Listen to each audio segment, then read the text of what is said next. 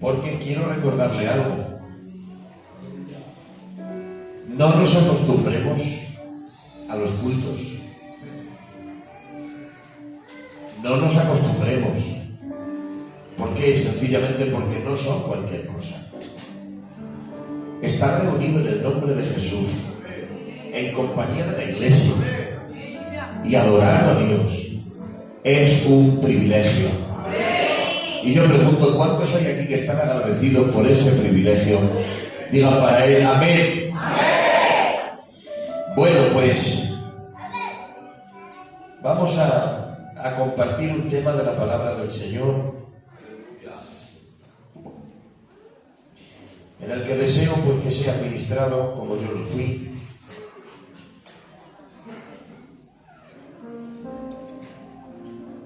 En el Evangelio de Lucas, capítulo 24,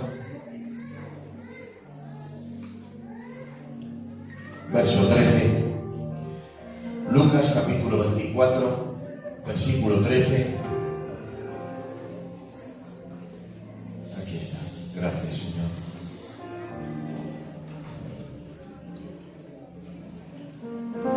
Dice la palabra del Señor: y he aquí dos de ellos iban el mismo día a una aldea llamada Emaús, que estaba a 60 estadios de Jerusalén.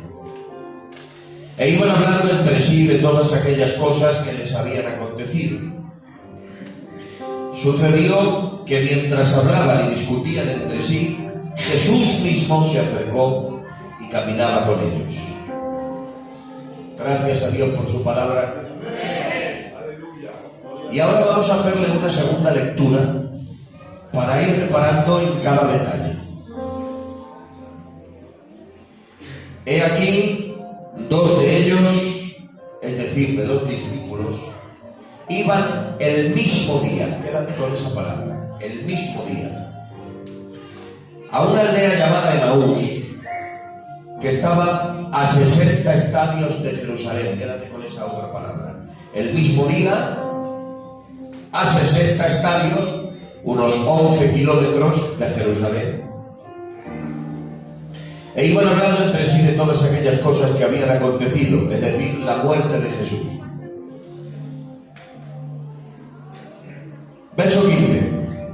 Sucedió que mientras hablaban y discutían, Jesús mismo se acercó.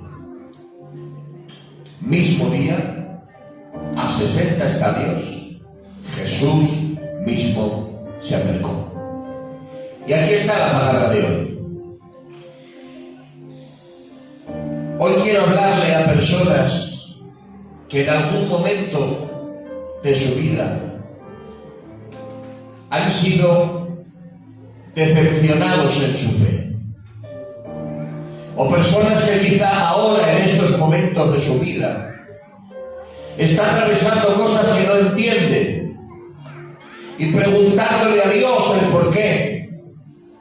Hoy quiero hablarle a esas personas a las que quizá Dios dijo no, o quizá guardó silencio. Y aquí tenemos un ejemplo de cuando un discípulo de Cristo pasa por esa experiencia. Porque si has pasado por esa experiencia, déjame recordarte que no eres el único, no eres el primero. A través de la Biblia y de la historia hay muchos momentos donde Dios ha tenido que tratar con sus hijos de formas que han sido extrañas a la mente humana, difíciles de comprender. Y aquí tenemos el ejemplo de dos discípulos que dice la Biblia, y entramos con el mensaje, iban el mismo día. Primera palabra clave. El mismo día con respecto a qué? El mismo día con respecto a la resurrección de Jesús y a la fiesta de los discípulos. Jesús se levantó de la muerte y conforme se iba apareciendo a sus discípulos, se iba provocando una fiesta. Porque ¿cuántos están de acuerdo conmigo que no hay mayor motivo de alegría y fiesta en toda la historia humana que saber que Jesús está vivo y ha resucitado? Aleluya. Sin esa noticia nada tendría sentido. Llegó a decir Pablo si Cristo no resucita, vana es nuestra fe. Vana es nuestra fe significa no tendría sentido venir al culto, no tendría sentido predicar la palabra, no tendría sentido pastorear las renuncias y los sacrificios que se hacen en el ministerio, no tendría sentido cantar a Dios, echar una ofrenda, pertenecer a una iglesia. Nada tendría sentido, pero aquí hay un motivo de fiesta diaria. La iglesia vive una fiesta continua y la fiesta es esa, la tercera de las grandes noticias de la historia. La primera, que Jesús nació; la segunda, que Jesús murió por nuestros pecados; y la tercera, que Jesús resucitó.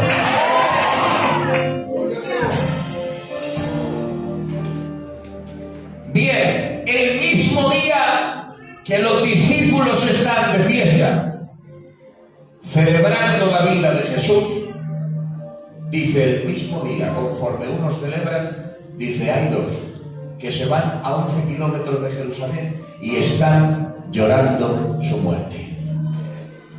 Ahora quiero pedirte que te hagas un cuadro mental de estos dos grupos. Hay unos aquí que están de fiesta celebrando su resurrección y hay otros que se van a 11 kilómetros que están lamentando su muerte. Unos cantan, otros lloran. Unos cuentan un testimonio, otros cuentan una pena. Unos están llenos de gozo, otros están luchando con la tristeza. Unos están reunidos y en grupo, otros quieren estar solos. Y estarán ustedes de acuerdo conmigo que estos dos grupos también existen hoy en día. En medio de la iglesia también encuentras que mientras unos celebran, gozan y disfrutan, hay otros que están sufriendo un duro golpe que no se esperaba. Mientras hay unos contando un testimonio de sanidad, hay otros con un pañuelo en el cuello. Mientras unos cuentan un testimonio de provisión, como Dios les ha bendecido y les ha prosperado, hay otros que están luchando con la necesidad. Mientras hay unos que están contando y disfrutando cómo Dios les usa, les saca, cómo la iglesia les reconoce, cómo se sienten útiles, hay otros que lloran porque llevan tiempo esperando su momento, su oportunidad, y ese momento no viene. Cada uno con su Emaús personal, con esa experiencia no entendido, con esa espina en el corazón, de manera que hay dos realidades paralelas, unos que celebran una fiesta y otros que quieren estar solos en medio del dolor y la soledad. Y entre que en ese momento que hay ese impacto de dolor por la muerte de Jesús, miren lo que pasa. Se fueron a 11 kilómetros, es decir, se decepcionaron. ¿Y la decepción que hizo? La decepción provocó un distanciamiento. Porque déjame que te hable un momento sobre la decepción, lo que produce en el corazón. La decepción viene, todos lo sabemos, cuando no se cumple lo que esperábamos. Cuando vemos una faceta de Dios que no esperábamos ver. Cuando vemos una cara de la vida o de la gente que no esperábamos ver. Ahí viene la decepción. Pero lo peligroso viene después. Los resultados que provoca dentro de nosotros. ¿Qué produjo? Distanciamiento. Porque donde se abraza la decepción, hay un distanciamiento. El corazón se enfría y el corazón se distancia, ya no quiere estar en Jerusalén. ¿Qué simboliza Jerusalén? Jerusalén era el núcleo de la iglesia. Jerusalén era el lugar de la resurrección. Jerusalén era el lugar de la fiesta y del gozo. Era la central operativa donde Dios estaba obrando. Pero los decepcionados no querían estar en Jerusalén. Querían llorar en su Emaús personal. Querían bregar con su dolor sin que nadie les molestase. Y usted sabe también que cuando el dolor anida en el corazón se produce un distanciamiento. Hay un distanciamiento. Los hay que se alejan, dejan de asistir. Y dicen, desde que ocurrió tal cosa, dejé de bajar al culto y me enfrié. Pero atención, los hay que no dejan de bajar al culto, que no se van el mundo, no dan el salto de irse a la oscuridad, pero aún en la iglesia su corazón se ha distanciado de Dios.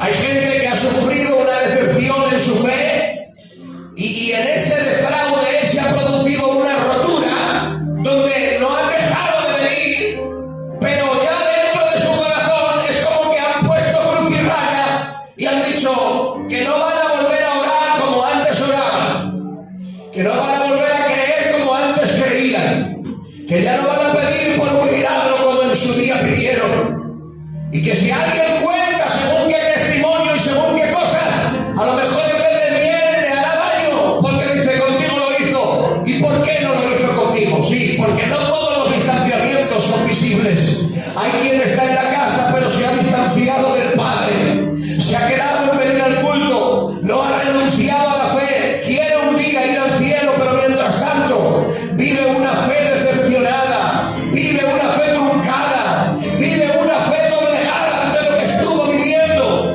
Ha pasado de vivir como un vencedor a vivir como una víctima de su daño, de su defraude, de su dolor. Y entonces, ¿qué ocurre? El aislamiento.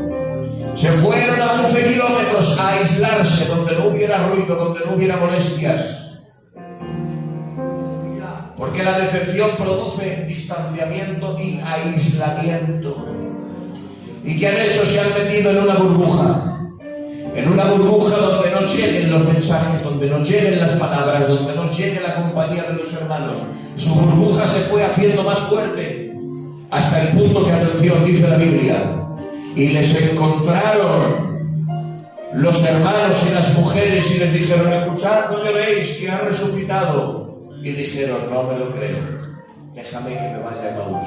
¿Se dan cuenta? La noticia vino la oportunidad para que salieran de donde estaban, vino la oportunidad para levantarse, pero no la quisieron, porque se habían aislado. Y cuando uno se aísla, aísla la mente, aísla los oídos, y lo que a otro le llega, le quebranta, toca su corazón, a estas otras personas ya no llega, no les toca, no les sensibiliza, porque se han aislado, han puesto una vitrina por delante, se han puesto un chubasquero donde no cae lo que oyen. Sí, y hay gente en el pueblo que se ha aislado. A veces cuando estás en según estado espiritual o emocional te aíslas y no llega los intentos del pastor por llamarte, por visitarte, por ir a la casa, por ministrarte, lo que se ministra en el culto, la gloria que Dios derrama, la unción que Dios manifiesta. Se pone uno como un chubasquero donde eso no penetre, no llegue al corazón, porque el distanciamiento produce aislamiento. Y en la Biblia hay muchos ejemplos de personas que se distanciaron. Dice la Biblia que Jonás se subió a un barco para ir lejos de la presencia de Jehová. La Biblia dice del hijo pródigo que se fue ¿a dónde? A una provincia apartada. Pero en cuestiones de distanciamiento, bendito sea Él para siempre. Cuando se trata de distancias, tengo que decir algo. Para Dios la distancia nunca fue un problema. Dice la Biblia, dijo uno que le conocía bien, llamado David, Señor, ¿a dónde me iré de tu espíritu? ¿A dónde huiré de tu presencia? Si subo a los cielos, allí estás. Si en el Seol hiciere mi estrado, allí estás tú también. Si tomara las alas del alba y habitar en el extremo del mar, allí donde termina el horizonte, dice, aún allí me tomará tu mano y me asirá tu diestra. Dice, aún si diré, me cubriré de tinieblas. Dice, aún en la noche resplandecería alrededor de mí, porque lo mismo te son las tinieblas que la luz. Hoy tengo una palabra para los que se distancian, para los que se aíslan, para aquellos a los cuales ciertas palabras no llegan. Hoy vengo a decirte, sí, te puedes ir, te puedes alejar, te puedes aislar, pero conozco una mano traspasada que no entiende de límites, que no entiende de fronteras, que no entiende de distancias, que alcanza a lo inalcanzable, que llega a los lugares más remotos.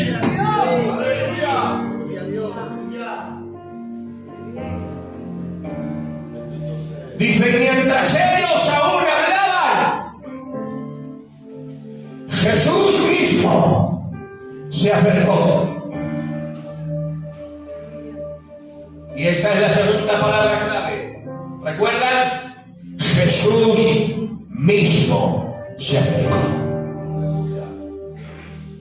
La palabra el mismo día me habla del contraste entre los que ríen y los que lloran. La palabra 60 estadios me habla del distanciamiento y el aislamiento por la decepción. Pero aquí llego a la palabra preferida. Me dan unos minutos para quedarnos aquí en esta palabra. Jesús mismo se acercó. Y esas dos palabras que me están enseñando, lo que hace Jesús cuando tiene a dos heridos en el camino. ¿Se han dado cuenta la forma de operar y de actuar de Dios? Cuando tiene un David al que le va a ungir por rey, le manda un Samuel. Cuando tiene un Eliseo al que va a levantar como profeta, le manda un Elías. Cuando tiene un Zacarías al que le va a conceder la petición de su corazón para darle familia, le manda un arcángel llamado Gabriel. ¿Se han dado cuenta? Cuando en el momento de buenas noticias, de ministerios, de peticiones cumplidas, de subir a los tronos, no va en persona, manda un ángel, manda un mensajero, manda un profeta. Pero cuando tiene dos heridos en el camino, cuando tiene dos almas rotas que no pueden seguir caminando, cuando tiene dos entristecidos que se aíslan, que no saben bregar con su dolor, ni manda un ángel, ni manda un profeta, ni manda nadie, dice Jesucristo mismo se acercó. Mi alma alaba al Rey. Jesús mismo. Y es que sí, hermanos, yo sé que lo sabes, pero déjame que te lo recuerde. Hay áreas del corazón que no las puede tratar nadie, las tiene que tratar Jesús mismo. Le diga más a nadie a Dios. Sí, hay almas que sufren tal dolor que los hombres podemos ayudar. Ojo, no digo que no. Hay áreas del corazón que los hermanos te podemos ayudar. Los pastores te podemos ayudar, los hombres de Dios te pueden ayudar. Siempre te hace bien el calor del rebaño, el calor de la iglesia, las atenciones pastorales, un consejo a tiempo, una llamada, una compañía y una visita, siempre te hace bien. Pero hay áreas de sanidad en lo más profundo del alma y del espíritu, cuando la fe se fractura, cuando hay una decepción en la fe, son áreas que los enfermeros tenemos nuestros límites.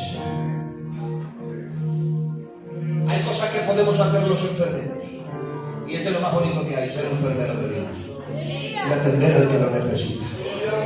Créanme que si hay algo que me ilusiona en esta vida, es llevar la medicina de Dios a quien la necesita. Y poder llevar vendas, aceite, vino, de acuerdo, claro que sí, un enfermero te puede tomar la tensión, te puede traer el desayuno, te puede poner la inyección, te puede traer una pastilla, te puede tomar las constantes, pero en el momento de operar, los enfermeros tienen que echarse a un lado y tiene que entrar el cirujano y tiene que meter mano él. Hay áreas del corazón que solo las puede tratar el cirujano. Hay áreas del alma y de los sentimientos que las tiene que tratar el cirujano. Escúchame, deja de esperar del hombre lo que solo Dios puede hacer. Y tengo una buena noticia. Y el que no crea que haga lo que quiera. Conozco a un cirujano. Conocemos a un cirujano del corazón que tiene una tasa de éxito del 100%. Jamás se le ha entregado a un paciente al que lo haya restaurado por completo. No sé cómo lo hace, no sé cómo se les arregla, pero cacho a cacho, trozo a trozo, corazón que coge, corazón que transforma, corazón que coge, corazón que sana, corazón que coge, corazón que levanta, matrimonio que coge, matrimonio que arregla. Hay un cirujano que nadie opera como él. Mi alma alaba su nombre en esta hora. ¿Cuántos quieren ser tratados por el cirujano? Jesús mismo se acercó. Hay veces que tiene que ser Jesús mismo quien trate. Puedes huir de nosotros, no cogernos el teléfono, esconderte para ir, poner excusas. Pero escúchame como meta mano él. Cuando mete mano el cirujano,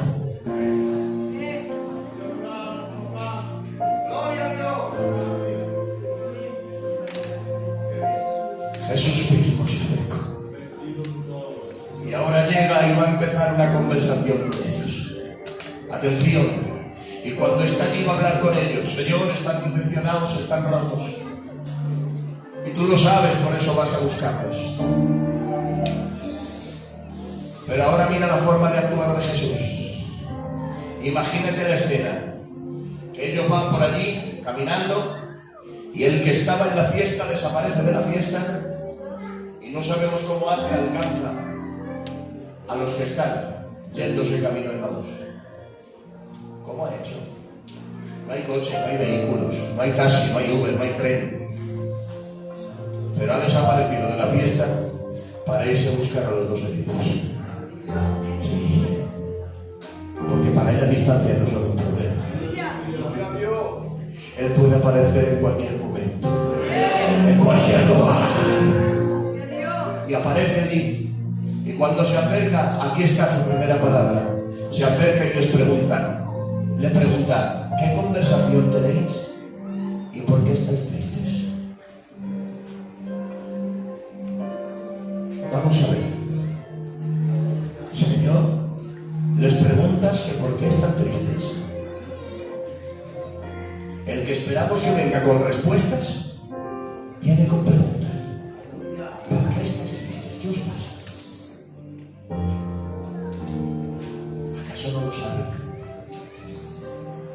Pero ya saben ustedes que muchas veces en la Biblia Dios hace preguntas. Adán, ¿dónde estás? Ezequiel, ¿vivirán estos huesos? Elías, ¿qué haces aquí? Bartimeo, ¿qué quieres que te haga? ¿Por qué hace Dios preguntas si lo sabe todo?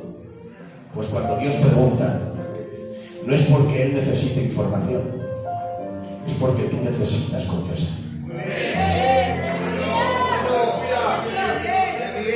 Porque está tratando un área del interior del corazón. Y lo primero que pide es sinceridad y confesión. Porque no se puede tratar un corazón que no se abre con sinceridad.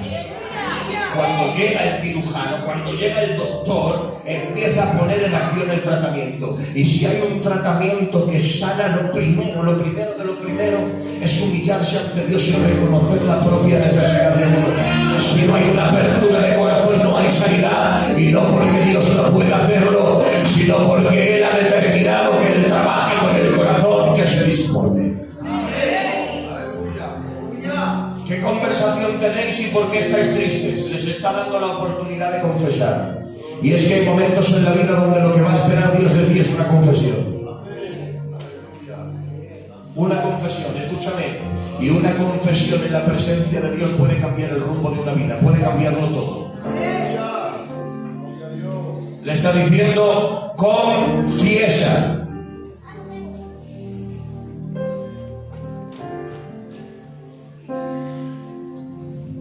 ¿Se acuerdan lo que le pregunta a Jacob? ¿Cómo te llamas? No sabe Dios cómo se llama Jacob. Pero a su padre le ha mentido, le ha dicho, soy Esaú. Ahora dice Dios, segundo asalto, ¿cómo te llamas? A ver si a mí me dices la verdad o me quieres engañar como a tu padre. Te voy a dar la oportunidad que donde ayer mentiste hoy digas la verdad, que donde ayer ocultaste hoy confieses. Y es que en la confesión hay liberación y sanidad. Necesitamos confesar. Llega el maestro y cuando llega con esa gracia, con ese amor, con ese arte divino que Él tiene, crea una atmósfera de confianza y dice, cuéntame, ¿qué te pasa? Y entonces este otro empieza a abrir el corazón y dice, ¿eres tú el único en Israel que no te has enterado de todas las cosas que han acontecido? Y le dice, ¿qué cosas? ¿Qué ha acontecido? Y le vuelve a preguntar, ¿qué ha pasado? Saca, confiesa. Confiesa que hasta que no reconozcas tu realidad no hay sanidad para ti. Confiesa. Hay momentos donde lo único que espera Dios es una confesión sincera. Escucha, y es que siempre merecerá la pena confesarle a Él. Porque, escucha, te digo algo muy sencillo pero que a mí me cambió la vida. Dios nunca se va a asustar de una confesión. Por fuerte que sea lo que le confieses, Dios no se va a sorprender, no va a decir, qué sorpresa lo que me estás diciendo, yo no me esperaba esto de ti. El omnisciente no se decepciona por la confesión. El que todo lo sabe de ti no se va a asustar por lo que le confieses, al contrario, lo que está esperando la confesión, porque cuando le confiesas te estás poniendo en la mesa de operación diciéndole, aquí estoy, Señor, trata conmigo, haz lo que tengas que hacer.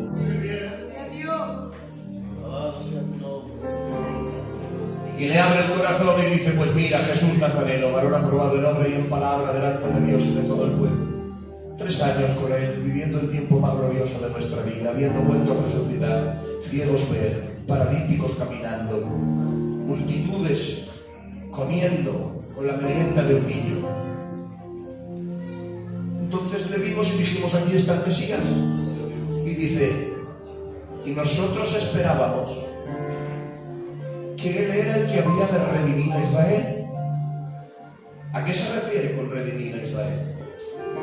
Pues ya saben ustedes que lo que querían era un Mesías militar, que viniera con un armamento y con un ejército, con señales de poder como en su día Moisés, para derrotar a los romanos, deshacer el imperio romano, sentarse en el trono de David y volver a Israel a su época dorada en el reino milenial. Eso era lo que esperaban.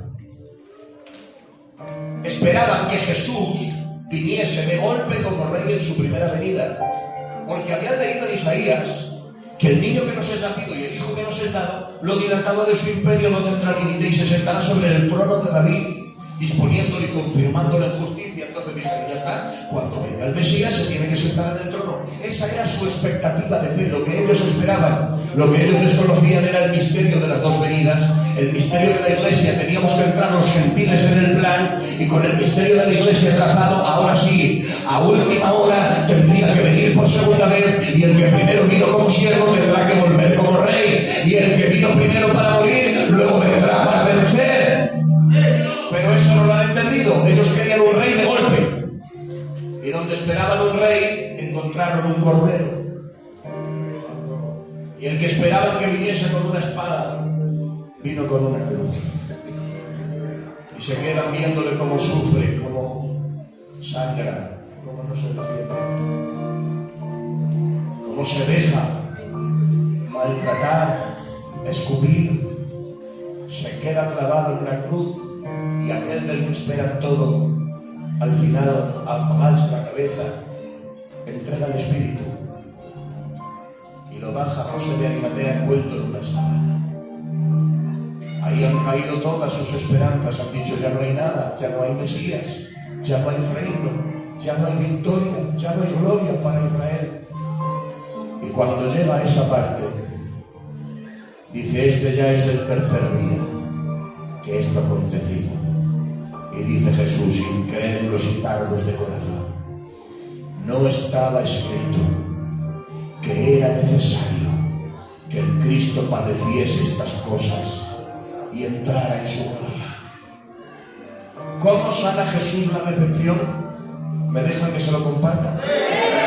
Lo primero que hemos visto, confesión y sinceridad, una confesión a corazón abierto delante de Dios. Y lo segundo, una aplicación de la Escritura en la fe de la persona. ¿Sabes cómo se sanan las decepciones? Formando una fe bíblica en nosotros.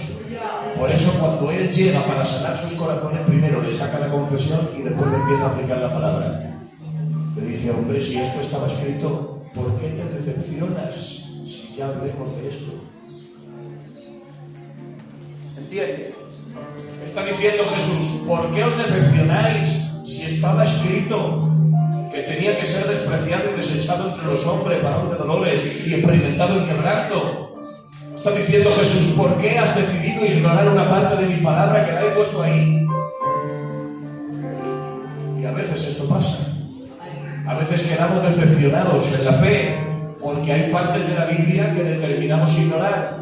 Y Jesús dijo, en el mundo tendréis aflicción, y lo ignoramos y queremos huir de todas las aflicciones y que Dios nos libre de todas las aflicciones. A veces ignoramos partes de la palabra.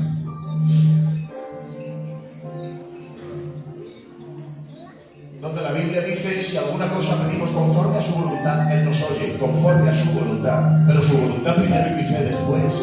Mi fe nunca puede doblegar la voluntad de Dios. Eso ya está escrito. Está escrito en la palabra que el vivir es Cristo y el morir es ganancia.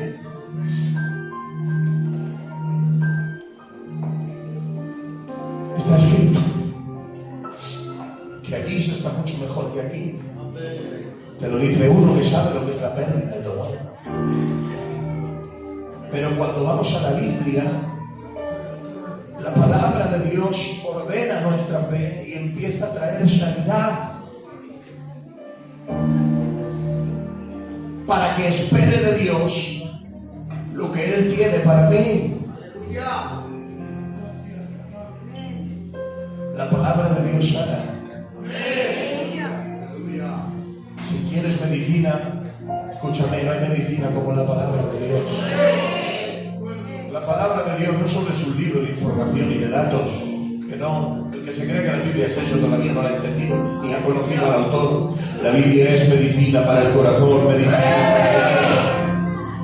La Biblia dice, envió Dios su palabra y los sanó y los libró de su ruina.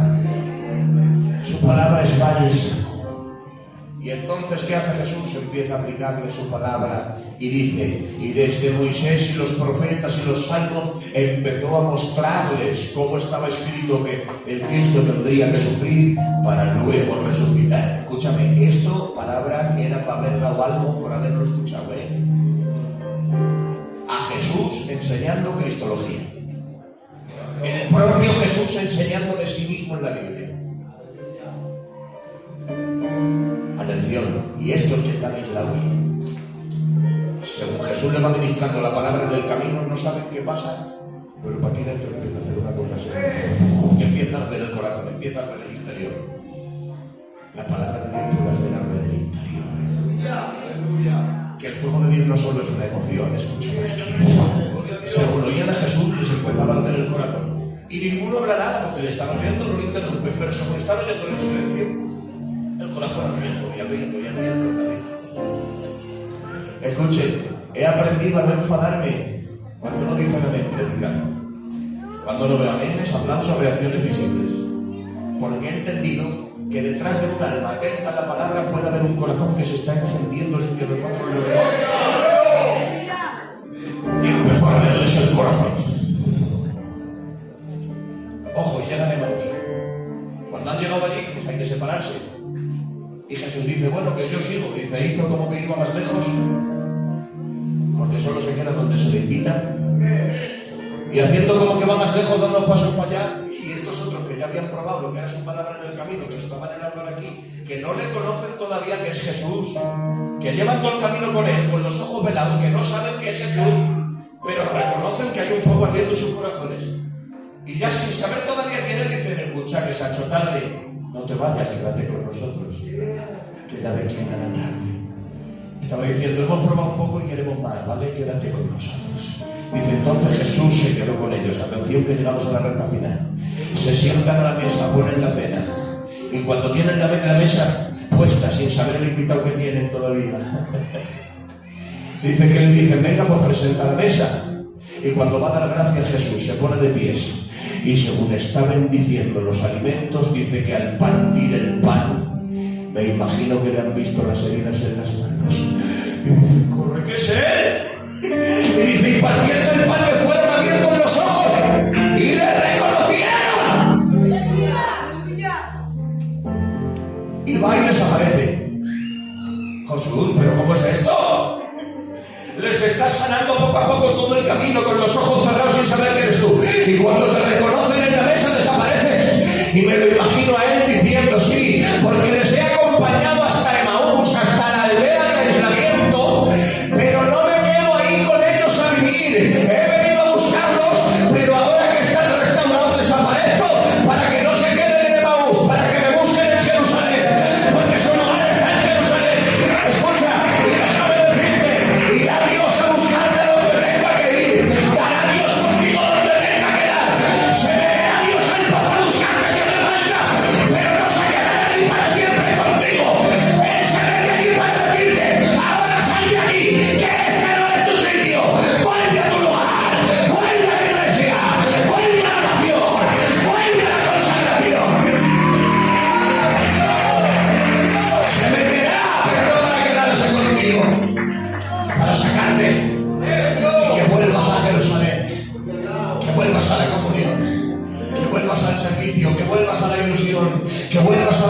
pasadas. Escúchame, no conozco tu vida, pero Dios sí. Yo vengo a decirte de parte de Dios que ya te vale. Ya te vale. Que hay actitudes que ya no te pegan, no te pegas tal como estás. No te pegas ni como sigues. Dios está esperando que vuelvas a tu lugar. Se acabó. Ha llegado el momento de que te levantes, te dice Dios. Hoy Dios que acerca tu paso para sacarte y llevarte de vuelta a Jerusalén. Porque en Jerusalén está tu lugar. En Jerusalén está tu casa. El asiento todavía está vacío. No ha dejado que se siente nadie. Porque Él está esperando.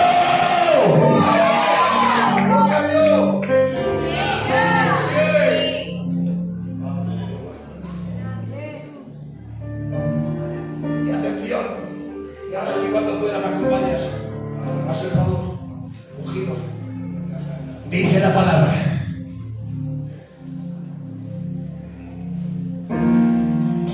Y vueltos a Jerusalén con gran gozo. ¿Te das cuenta? Desapareció y funcionó. Porque en vez de quedarse hablando de Pau, dijeron: no podemos seguir aquí. Si en serio está vivo, vamos a Jerusalén con los que celebran. Vamos a Jerusalén con los que cantan. Vamos a Jerusalén con los que ríen. El pasaje empieza con dos grupos, pero termina con uno. Están todos celebrando fiesta. Porque Jesús ha resucitado. Vueltos a Jerusalén. Déjame profetizarte de parte de Dios que volverás a donde dijiste que no volverías. Porque Dios restaura.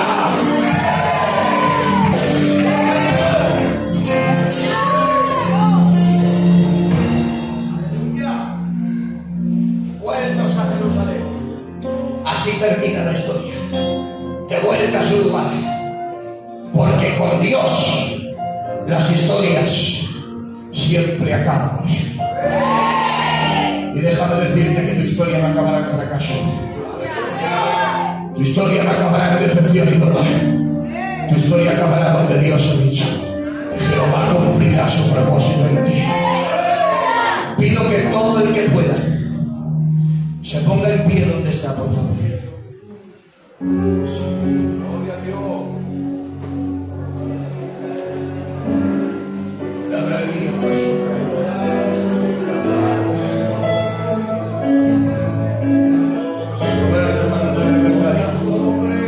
Vamos a darle unos minutos de adoración al Señor.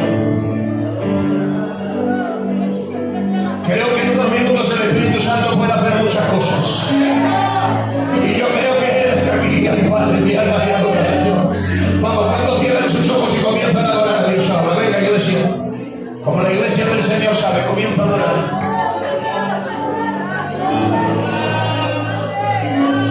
Sí, unos momentos. Unos momentos. Tú estás aquí, Señor.